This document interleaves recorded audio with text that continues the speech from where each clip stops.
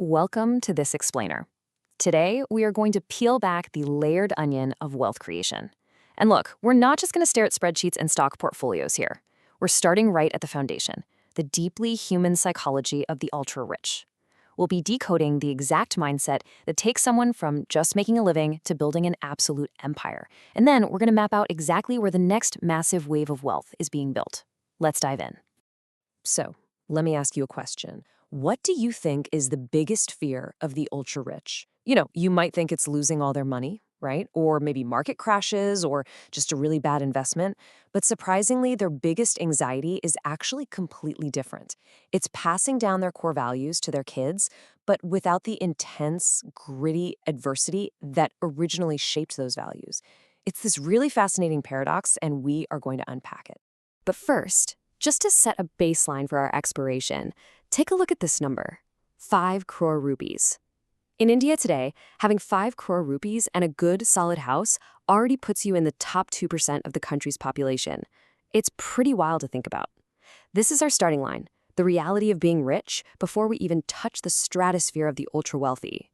Here's our roadmap for today. We'll cover the reality of being rich, 1 crore versus 1,000 crores, old money versus new money, the secret to massive wealth, and finally, where will India grow? Section 1. The reality of being rich, the psychological burden of wealth. Okay, so there's this really crucial concept here called psychological inheritance. The ultra-rich aren't actually lying awake at night stressing over capital inheritance. I mean, they have armies of lawyers and accountants for that. What they really struggle with is passing down a mindset. Think about it. How do you raise a hungry, resilient child when they've literally never had to struggle for a meal? Add to that these massive external expectations, unprecedented peer pressure that's totally amplified by social media, and this constant creeping fear among the younger generation of just remaining insignificant despite having all these privileges. This quote right here perfectly captures it. It's the ultimate double-edged sword. You absolutely want to protect your kids, but you also desperately want them to have the same fire in their belly that built the family empire in the first place. It just goes to show that no matter how big the bank balance gets, the core human need for purpose, significance, and, well, just being a good parent remains completely universal. Section 2. 1 crore versus 1,000 crores. The mechanics of wealth.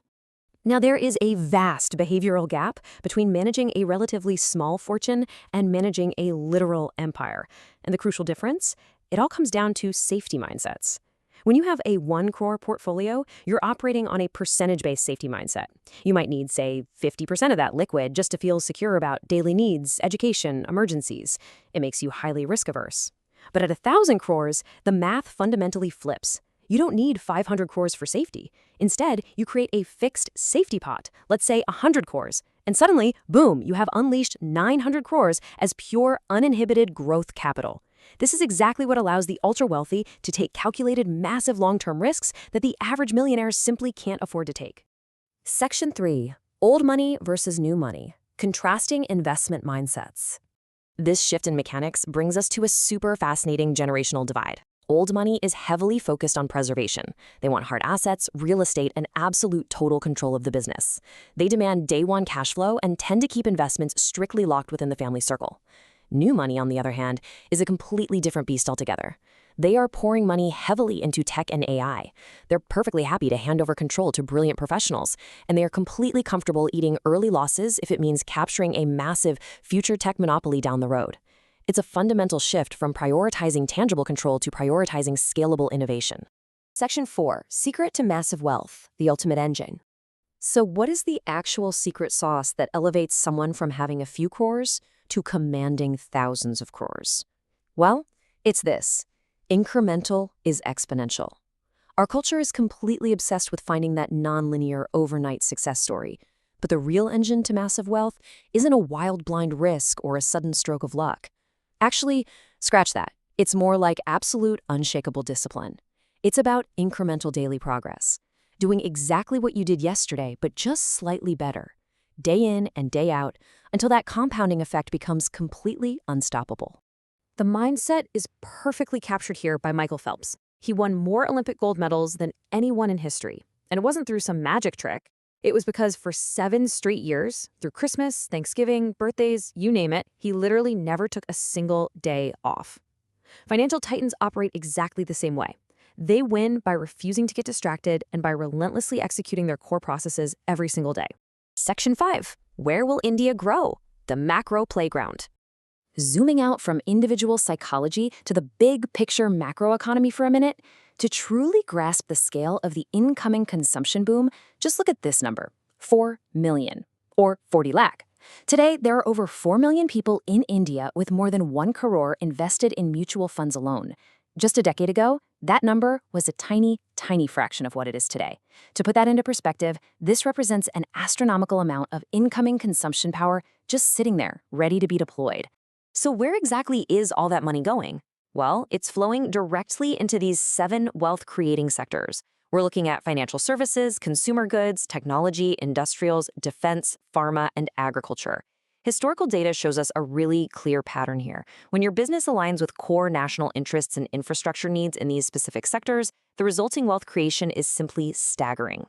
But it's not just about what is growing, it's about exactly where it is growing. We are witnessing what you could call the $30 trillion migration. As the Indian economy scales up over the next 2 decades, the most aggressive exponential expansion isn't just going to happen in Mumbai or Delhi. Nope. It's moving rapidly into the next 30 to 40 Tier 2 powerhouse cities, places like Nagpur and Indore. That is exactly where the fresh fortunes are going to be cemented. And notice this really important distinction between invention and innovation here. You don't need to invent the next internet or a brand new AI paradigm to become incredibly wealthy. The massive opportunities right now lie in pure innovation. That means bringing small, daily, highly disciplined process improvements to traditional manufacturing and everyday services. It's literally just taking an old system and making it slightly faster, slightly cheaper, and slightly better. And what's really exciting is that this entire macro growth engine is being turbocharged by India's demographic edge. The young professionals entering the workforce today, these 25-year-olds, they are vastly more aware, confident, and globally connected than any previous generation. They're socially at ease, they know exactly what their strengths are, and they absolutely aren't afraid to challenge the status quo and ask the really tough questions. They are the human capital that is going to execute this $30 trillion vision. Which brings us to our final thought. The macro opportunities in front of us, they are absolutely undeniable. The behavioral mechanics and the psychology of the ultra-rich, we've pretty much mapped them entirely out for you today. So the only question left on the table is this. Are you willing to apply the relentless, daily, incremental discipline required right now to actually claim your share of tomorrow's wealth? Take a moment to really think about that one. Thank you so much for joining me on this explainer, and hey, keep learning.